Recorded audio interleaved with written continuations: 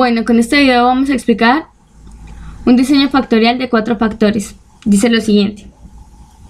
Se describe la aplicación de diseños factoriales en el desarrollo de un proceso de grabado químico con nitruros en un dispositivo de grabado químico con plasma para una sola oblea. El proceso usa C2F6 como gas de reacción. 4 factores son de interés. Primero, el entrehierro ánodo cátodo denominado con la letra A. La presión de la cámara de reactor denominada con la letra B. El flujo de C2F6 denominado con la letra C.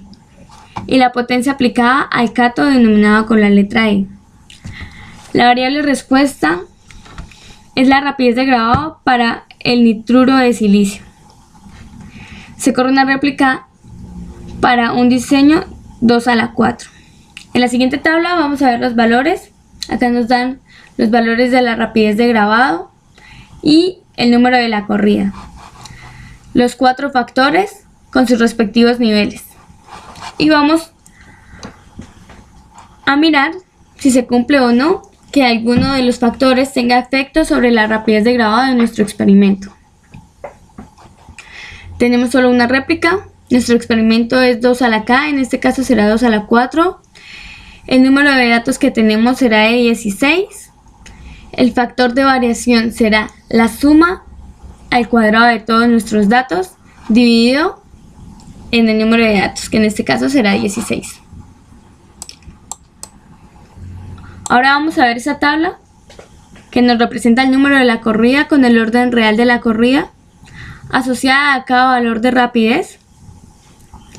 Hallaremos la suma total y el promedio total. En esta tabla tenemos los factores con sus respectivas interacciones y a cada uno de estos está asociado a un valor de la rapidez de grabado. Luego de esto vamos a hallar los contrastes, que los contrastes no es más sino multiplicar cada signo con su respectiva rapidez de grabado. Por ejemplo, para A será menos el primer valor de la rapidez de grabado más el segundo valor del segundo valor de la rapidez de grabado, así sucesivamente hasta completar todos los signos y todos los valores de rapidez de grabado. El valor que nos dé total será el valor del contraste A. Bueno, y teniendo el valor de los contrastes vamos a calcular los efectos. El efecto no es más que el valor del contraste dividido en el número de réplicas, que en este caso será 1, por 2 a la K menos 1. Nuestro K es 4, entonces será por 2 a la 3. En este caso será el contraste sobre 8. Así para todos los factores y sus correspondientes interacciones. Para la siguiente parte, que es calcular la probabilidad normal de los efectos, tenemos que colocar un contador de forma ascendente y organizar nuestros efectos de menor a mayor. Para calcular la probabilidad tenemos una función que será nuestro contador menos 0,5 dividido en el número total de datos. En nuestro caso será 15. Y para calcular el porcentaje de probabilidad será la probabilidad por 100. Ahora se analiza la tabla de probabilidad normal de los efectos, donde se ve que la mayoría de los datos siguen una tendencia y solo unos pocos se desvían de esta. Podemos asegurar que estos datos que se salen de la tendencia generan algún efecto significativo en la rapidez de grabado. Bueno, los datos que generan efecto los marcaremos en la tabla anterior con color amarillo. Seguido de eso, hacemos el análisis para los factores que generan algún efecto y sus interacciones. Primero hallaremos la suma de cuadrados, que será la suma de cuadrados del contraste dividido en el número de réplicas por nuestro diseño. En este caso, el número de réplicas es 1 y el diseño será 2 a la 4. Así para cada uno de los factores y para cada una de las interacciones. Para la suma de cuadrados totales vamos a sumar todos los datos y le vamos a restar el factor de variación. Ahora calcularemos los grados de libertad, que es el nivel de cada factor menos 1. Y los grados de libertad totales será el número total de datos, que en nuestro caso es 16 menos 1. Para calcular el del error, números de grados de libertad del error será el número de grados de libertad totales menos la suma de los grados de libertad de los factores. En este caso será 8. Para calcular la media de la suma, vamos a tener la suma de cuadrados de cada factor dividido en sus respectivos grados de libertad. Así con todos los factores y sus interacciones. Ahora, para calcular el estadístico de Fisher, tenemos que usar la media de la suma de cada factor dividido en la media de la suma del error. Así para todos los factores y sus interacciones. Ahora calcularemos el valor P. El valor P lo calculamos con una función de Excel que se llama distribución de Fisher con la derecha, en donde colocaremos como primer dato nuestro valor F. El segundo dato que tendremos en cuenta será el grado de libertad de nuestro factor y por último los grados de libertad de nuestro error. Para calcular la confiabilidad será 1 menos el valor P,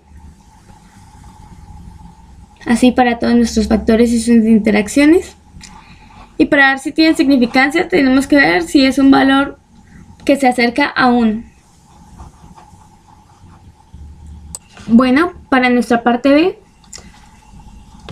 tenemos que hacer un análisis de varianza, donde graficaremos el promedio total de la rapidez de grabado con los efectos. Podemos ver en la tabla que nuestra varianza es constante y no sigue ningún patrón, es decir, no genera figuras como trompetas o conos. Para el inciso 3 nos piden un modelo de regresión con las variables significativas del proceso. X1 estará asociado a A, X3 estará asociado a C y X4 estará asociado a D, ya que son las variables que generan algún tipo de efecto. Para calcular esto será el promedio global más el efecto 1 dividido en 2 por X1 más el efecto 2 dividido en 2 por X2, así sucesivamente. Acá están reemplazados los valores. Y podemos notar que X1, X3 y X4 serán el signo de cada variable para este caso. Bueno, para la parte D nos piden analizar los residuales para el experimento y comentar el modelo. Bueno, en esta tabla tenemos los factores con sus respectivas interacciones, la rapidez de grabado y el promedio de cada nivel. Para calcular los residuales haremos solamente el promedio de cada nivel menos cada dato. Así con todos los factores.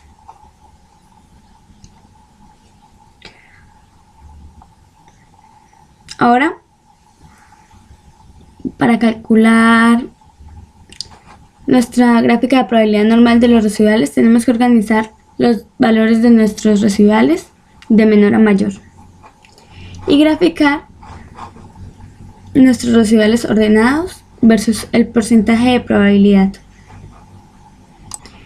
Y podemos analizar la línea de tendencia de nuestra gráfica. Bueno, para nuestra parte E nos piden la proyección del diseño.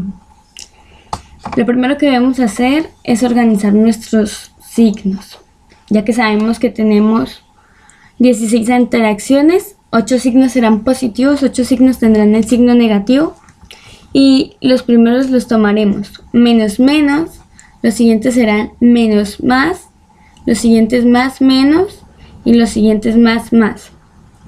Después de organizados nuestros signos, colocaremos la rapidez de grabado y como es un factor k igual a 4, cada 4 veces tomaremos promedio, es decir, el promedio de estos 4 le pondremos acá este valor con el correspondiente signo. El promedio de los siguientes 4, colocaremos el valor. El promedio de los siguientes 4, colocaremos el valor. Y el promedio de los siguientes 4, colocaremos el respectivo valor. Después debemos mirar la relación de las gráficas para ver las interacciones. Tenemos todas las gráficas de A, todas las gráficas de las interacciones de B. Podemos ver que si en estas interacciones las gráficas se cruzan, quiere decir que tienen efecto, es decir, la gráfica A cruz B tiene efecto, la gráfica A cruz C tiene efecto, la gráfica A cruz D no tiene efecto, la gráfica B cruz C tiene efecto, la gráfica B cruz D no tiene efecto y la gráfica C cruz D no tiene efecto. Bueno, para finalizar, nos piden graficar los residuales versus el orden real de corrida. Como podemos ver en la gráfica, el problema sería que la gráfica tuviera una tendencia, pero podemos ver que los datos se encuentran totalmente dispersos, es decir, que el modelo se generó correctamente.